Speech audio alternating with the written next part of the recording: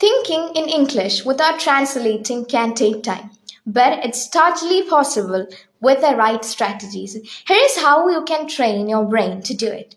First, surround yourself with English, like change your device settings to English, watch movies or shows in English without subtitles, listen to English podcasts or songs daily, read English books, articles, or even social media posts.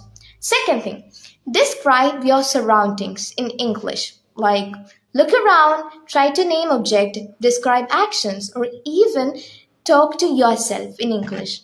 Now the third thing, learn in phrases, not words. Instead of memorizing single words, learn full phrases. For example, make a decision. It's something word by word. Instead of that, try this. I need to make a decision. Now it's a natural phrase.